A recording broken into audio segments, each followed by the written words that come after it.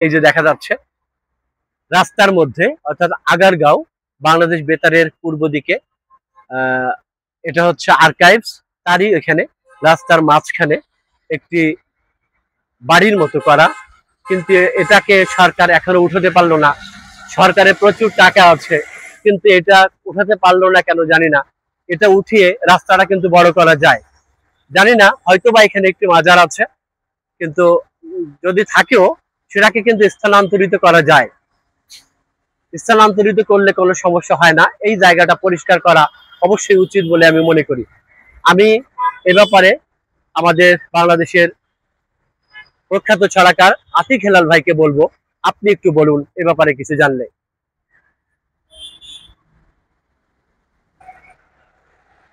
ধন্যবাদ আপনাকে রবেল বাসাই ভাই। আপনি বাংলাদেশ বেতার একটা রাষ্ট্রীয় এক নাম্বার সিকিউরড একটা প্রতিষ্ঠান বাংলাদেশ বেতার। সেই বেতার হচ্ছে একটু পেছনেই এটার, আপনি সেখানে খবর পাঠ করেন অনেকদিন ধরে। তো এখানে সংস্কৃতি বিষয়ক মন্ত্রণালয়ের অধীন আপনার জাতীয় গ্রন্থাগার এখানে রয়েছে, এবং ওই অন্যান্য পাশে এই সম্পূর্ণ এই সড়কটা, যেটা আপনার শিশু মেলার শ্যামলী শিশু মেলা থেকে আগারগাঁও পর্যন্ত, এই রাস্তার পাশে এখন রাষ্ট্রীয় গুরুত্বপূর্ণ যে অফিসগুলো, দপ্তরগুলো, সেগুলো এখানে স্থানান্তরিত হয়েছে। বিশেষ করে জাতীয় রাজস্ব বোর্ড, এনবিআর, এবং মাননীয় প্রধান উপদেষ্টার দপ্তরাধীন বিনিয়োগ বোর্ড, এবং আরো যেটা বেবজা এবং বেজা, এগুলো আপনার এই আগারগাঁয়ে এখন অবস্থিত। এবং এখানে ভেতরে পাবলিক সার্ভিস কমিশন থেকে শুরু করে, ইউজিসি থেকে শুরু করে, পরিকল্পনা কমিশন থেকে শুরু করে, মন্ত্রণালয়ের সরাসরি তত্ত্বাবধান করা অফিসগুলো এই আগারগাঁয়ে এখন আছে এবং স্থানান্তর করা হয়েছে। পেছনে আছে আপনার শিশু হাসপাতাল এবং পঙ্গু হাসপাতাল, তার পাশে রয়েছে মানসিক হাসপাতাল এবং সোহরাওয়ার্দী হাসপাতাল এবং জাতীয় হৃদরোগ ইনস্টিটিউট ও হাসপাতাল। আপনারা জানেন যে বাংলাদেশের অতি গুরুত্বপূর্ণ স্থাপনা এবং অফিসগুলো এই আগারগাঁয়ে এই সড়ক দিয়ে যাতায়াত করতে হয়, সেই সড়কগুলোতে। কিন্তু দুর্ভাগ্য, এই আগারগাঁয়ের এই গুরুত্বপূর্ণ সড়কের বিস্ফোরা হিসেবে দাঁড়িয়ে আছে একটা স্থাপনা, যেটা আমরা অনেক আগে থেকে দেখে আসছি। এই বিস্ফোরা কোনো আপনার রাষ্ট্র, কোনো সরকার, কোনো মহামান্য আদালত এটাকে আপনার উচ্ছেদ করে এই সড়ক যেভাবে গিয়েছে, একটা প্রশস্ত সড়ক, গুরুত্বপূর্ণ সড়ক, সেই সড়কটাকে তার নিজস্ব রূপে, আয়তনে আনতে পারেনি এই সরকার বা কোনো প্রতিষ্ঠান বা কোনো আদালত। এটা আমাদের জন্য একটা বড় প্রশ্ন, বড় রহস্য। কেন এটা হবে? এখানে লেখা আছে ব্যক্তি মালিকানাধীন সম্পত্তি, লেখা আছে ভাই ভাই টায়ার অ্যান্ড ব্যাটারি শপ, আছে মাসুদ এসি ইঞ্জিনিয়ার। মানে সম্পূর্ণরূপে বাণিজ্যিক কার্যক্রম এখানে চলে, ব্যবসা চলে, এবং এখানে যখন কাজ হয় গাড়ির, এই রাস্তাটুকু দখল হয়ে যায়, মানে ওই প্রতিষ্ঠানের নিজস্ব সম্পত্তি হয়ে যায় এই সড়কটা। এখানে গাড়ি এসে হাওয়া বদল করে, এখানে গাড়ি এসে ডেন্টিং করে। এটা কোনো রাষ্ট্রের জন্য শুভ কাজ হতে পারে না। বাংলাদেশের আদালত, মহামান্য আদালত সুমোটো জারি করে অনেক বড় বড় হোমরা তোমরা ব্যক্তি প্রতিষ্ঠানের অবৈধ সম্পত্তি, রাস্তার উপরে সম্পত্তি, ফুটপাত দেখেন, এখানে ফুটপাত বিজয় সরণির যে বিল্ডিং, ফুটপাত আপনার 70% ফুটপাত এই স্থাপনা নিয়েছে। এরা 6 শতক জমি দাবি করছে, লেখা আছে, আমাদের কথা না, এখানে লেখা আছে মৌজা এবং ইত্যাদি দাগ নম্বর, এবং 6 শতক জমির পরিমাণ লেখা আছে এখানে।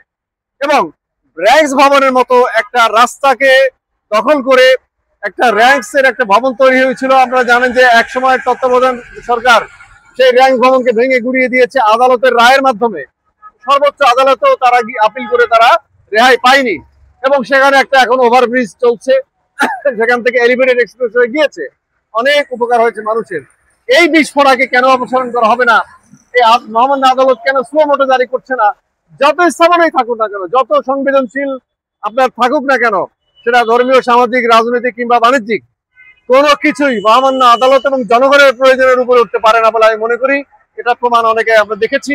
আমরা মহামান্য আদালত এবং সরকার, রাষ্ট্রের কাছে অনুরোধ জানাবো, এ ব্যাপারে অতি দ্রুত তদন্ত করে দেখে, আদালত থেকে একটা প্রতিনিধি এসে এটা দেখতে পারেন, তারপরে অতি দ্রুত ব্যবস্থা করে এই সড়কের যে রূপ, সঠিক রূপ, যে আয়তন, সে আয়তনে এই সড়কটাকে ফিরিয়ে দিতে আবেদন জানাচ্ছি এবং জনগণের যাতে কষ্ট লাঘব হয়, জনগণ যাতে পরিবেশ, এই যে পরিবেশও নষ্ট হয়েছে এখানে একটা, সেই পরিবেশ দূষণ থেকে আমাদেরকে রক্ষা করে এবং এই দুর্ভোগ থেকে আমাদেরকে মুক্তি দেন, এই বেআইনি কার্যকলাপ থেকে আমাদেরকে মুক্ত দেন, এই প্রত্যাশা সরকার এবং মহামান্য আদালতের প্রতি আমি রাখছি। ধন্যবাদ। এই দেখেন পিছন দিয়ে আমাদের যেতে হয়, কত চিকন গলি। এই যে হ্যাঁ, এই যে স্থাপনা, সরকারের অনেক টাকা আছে, ইচ্ছে করলে এটা সরিয়ে এনাকে 10 গুণও টাকা দিয়ে যদি এই রাস্তাটা সোজা করা যায় তাহলে কিন্তু কোনো ক্ষতি হবে না এবং ওনারাও মেনে নেবে বলে আমার বিশ্বাস। এবং আমাদের কথা হচ্ছে সরকার অনেক শক্তিশালী। দেশের বুকে এমনও হয়েছে একটি মসজিদ, যেমন আমেরিকান এম্বাসির থেকে উল্টো দিকে যেটা 100 ফিট রাস্তা, মসজিদটা রাস্তার মধ্যে পড়েছিল, সেই মসজিদটা আরো সুন্দর করে অন্যদিকে দিয়ে রাস্তাটাকে সোজা করা হয়েছে। সোবানবাগ মসজিদটাও সেরকম করা হয়েছে, রাস্তার মধ্যে পড়েছিল। তো এটা যত বড়ই সেন্সিটিভ কিছুই হোক না কেন, এটাকে সোজা করার জন্য সরিয়ে দিয়ে অনেক সময় কবরও স্থানান্তর করা হয়, সেখানে সরিয়ে দিয়ে তারপরে কিন্তু এটাকে রাস্তা সোজা করা যেতে পারে। দরকার হয় এদেরকে ক্ষতিপূরণ দেওয়া যেতে পারে। সরকারের কি টাকা নেই? 10 গুণ ক্ষতিপূরণ দিয়েও তো অন্য জায়গায় সরিয়ে নিয়ে জনস্বার্থে, পাবলিকের স্বার্থে রাস্তাটাকে সোজা করা যায়। আমরা যে মাঝখানে পথ বন্ধ করে দেওয়া দেখতে পাচ্ছি যে এখানে একটা মামলা, অবশ্যই একটা মামলা চলমান আছে এবং মহামান্য হাইকোর্টে 22/5/2022 মূলে মহামান্য হাইকোর্ট বিভাগের একটা স্ট্যাটাস কুয়ো, মানে স্থির অবস্থা জারি করা আছে।